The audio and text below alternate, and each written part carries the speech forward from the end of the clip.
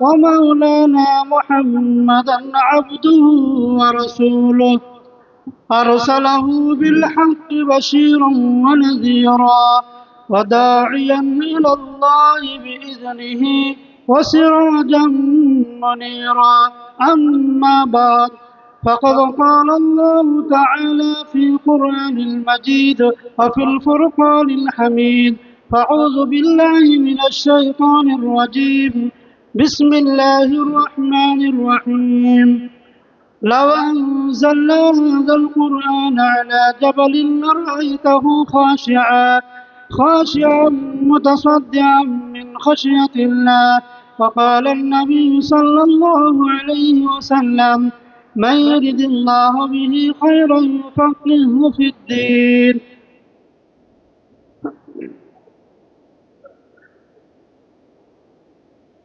মুআজ্জাজ উলামায়ে কিরাম ও হুফাজে কিরাম এবং আজকের মাদ্রাসা দারুল উলুম বিক্রমপুর মাদ্রাসার উন্নতির কল্পে একটি ঐতিহাসিক দস্তরবন্দি জলসার আহ্বানে আমরা এখানে একত্রিত হয়েছি কোরআন ও হাদিসকে ভালোবেসে। লাইটম্যান, আপনি স্টেজে এসে প্যান্ডেলের ভিতরে লাইটের ব্যবস্থা করুন। ভিতরটা অন্ধকার হয়ে আছে, দেখা যাচ্ছে না, আপনি লাইটের ব্যবস্থা করুন। এবং আজকের এই নুরানি মজলিসের যিনি যোগ্যতম সভাপতি মহাশয় এবং আমার সম্মুখে দিনদরদি শ্রোতা মণ্ডলী এবং পর্দার আড়ালে পর্দা নশিনা মা ও বোনেরা, আমি আমার পক্ষ থেকে সালাম জানিয়ে দু একটি কথা, কেননা আমার সম্মুখে যে সমস্ত হযরত উলামায়ে কেরামরা বসে রয়েছেন, তেনাদেরকে বসিয়ে রেখে আমি আমার কথা রাখাটা আমি বেয়াদবি মনে করি।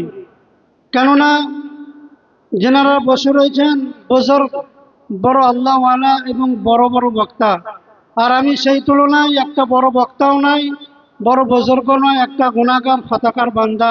আমি এখানে এসেছি, যাই হোক, দু একটি কথা।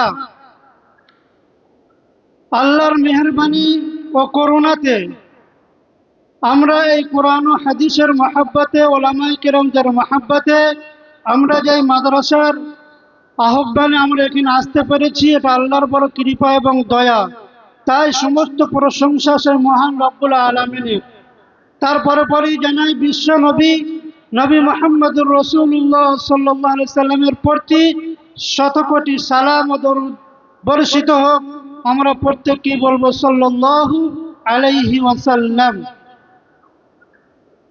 যখন আমি বলবো, আমার আব্বাজান বলতেন, আমার আম্মাজান বলতেন, আমার নানাজান বলতেন, আমার নানিজান বলতেন, আমার শিক্ষক মহাশয় বলেছেন, সে কথাটা মানা না মানা আপনার আমার ইচ্ছা।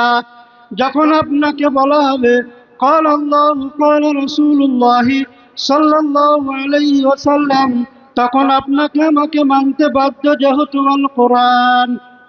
তাই কোরআনুল কারীম কি বলছে শুনুন: লাউ আনজালনা হাযাল কুরআন আলা জাবালিন লারাআইতা। আল্লাহ রাব্বুল ইজ্জত তিনি তিনার পবিত্র কোরআনুল কারীমের মধ্যে বলছেন, যদি আমি কোরআনুল কারীমকে পাহাড়ের উপরে নাযিল করিতাম, তাহলে তোমরা দেখতে আল্লাহর ভয়ে পাহাড় চূর্ণ বিচূর্ণ হয়ে যেত।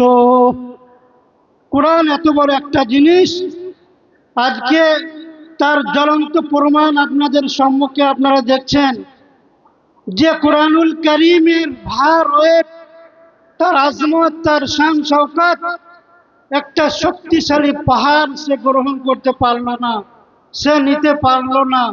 আল্লাহ রব্বুল ইজ্জত কে বলছে, আল্লাহ আমি পারবো না।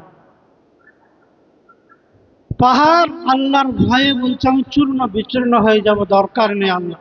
সেই কোরআনের মতো মহাসম্পদের মালিক আপনাকে আমাকে বানিয়েছেন, তার জন্য আমরা প্রত্যেককেই বলবো আলহামদুলিল্লাহ।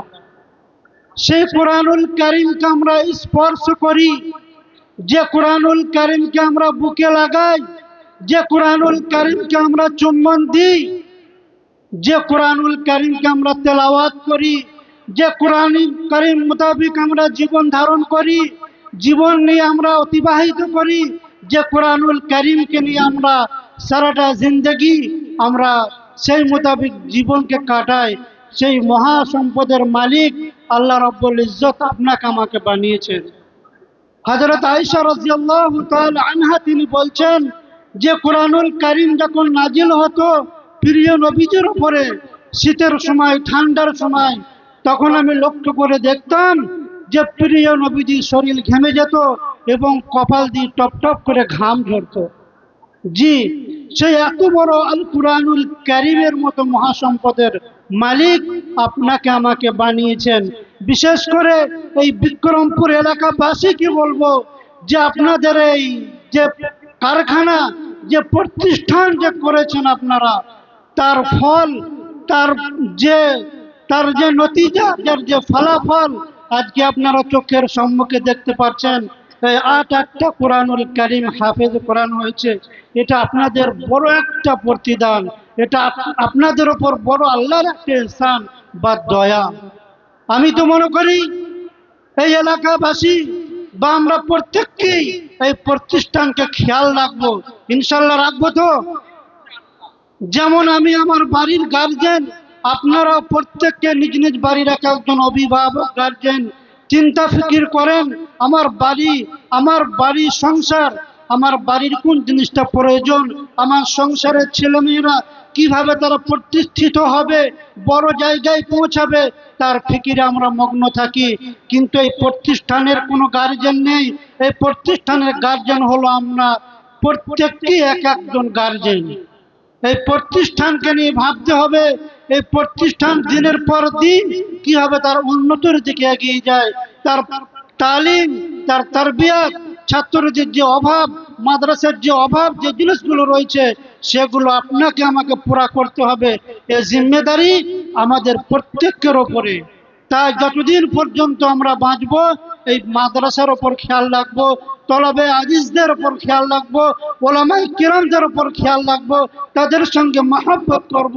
এদের উপর মহব্বত করলে আল্লাহ রাব্বুল ইজ্জত আপনাকে, আপনার মান সম্মান ইজ্জত আরো বৃদ্ধি করে দেবে। তাই আমরা এই মাদ্রাসায় আসতে পেরেছি, এই প্রতিষ্ঠানে এসেছি, এই প্রতিষ্ঠান থেকে আমরা দোয়া নিয়ে যাব এবং এই দোয়া দিয়ে যাব যে মাদ্রাসাকে আল্লাহ রাব্বুল ইজ্জত কবুল করেন। বিশেষ করে আমরা যারা এসেছি আমাদের প্রত্যেককেই যেন আল্লাহ রাব্বুল ইজ্জত কবুল করেন এবং আমাদেরকে হেদায়েতের প্রতি পরিচালিত করেন। এই জগৎ পরজগতের যেন আমাদের সফলতা কামিয়াবি দান করেন। ওয়া আখিরু দাওয়ানা আনিল হামদুলিল্লাহি রাব্বিল আলামিন। আসসালামু আলাইকুম ওয়া রাহমাতুল্লাহি ওয়া বারাকাতুহু।